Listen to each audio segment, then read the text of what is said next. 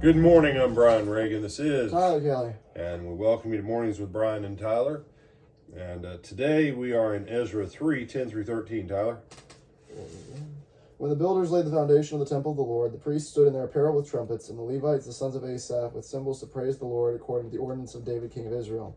And they sang responsively, praising and giving thanks to the Lord, for he is good, for his mercy endures forever toward Israel.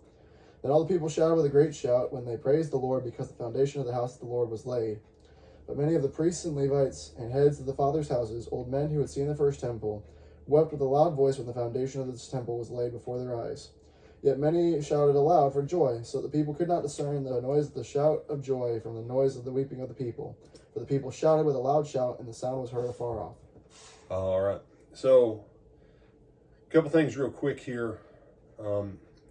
Some of the people who came back were in their 80s, 90s, and they remembered the early temple, and they cried because this temple and its foundation wasn't as beautiful as that of Solomon.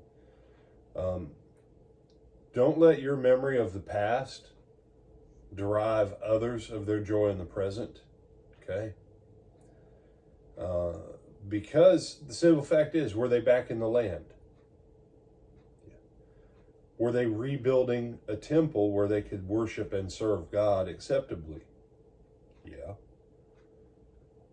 Does it beat living in a foreign land that the only thing you have is a memory from 70 plus years ago?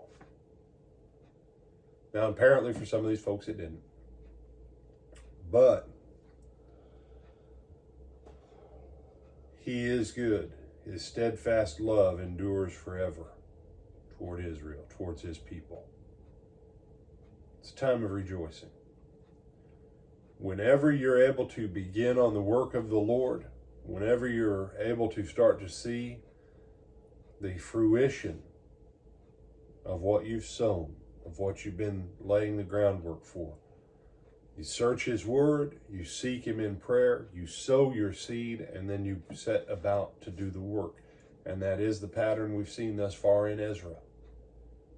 Then rejoice. Rejoice. When people start to obey the gospel and get baptized into Christ, rejoice. You say, but there's, been 10 people that have left over the last 5 years, brother. And we've had 14 people die. Well, I got news for you. If you don't start rejoicing over the 3 in the past 6 months who've been baptized into Christ that are starting to come with their families, you won't keep them either. Okay? Rejoice. Rejoice. It was a fact the temple of Solomon was prettier than the temple of Zerubbabel. That was a fact.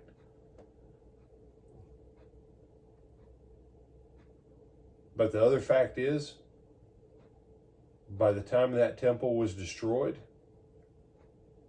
Judah was a cesspool. And so these people have romanticized their past. We do the same. Stop romanticizing the past. Work in the present where you are. Pray, meditate on his word, sow the seed of God, do the work, and start to reap a harvest and rejoice. Rejoice. Take joy in the now that you have, because it's the only thing you've got. This temple that they will build will stay standing until it's replaced by Herod's temple, and then the Romans will take down Herod's temple within 40 years after its completion. Okay? And so, rejoice, rejoice, rejoice in the good you have now, especially if you want to keep seeing more good come in. So, other thoughts, my brother? No, sir. With that, I'm Brian Reagan. This is Tyler Kelly. We bid you good morning.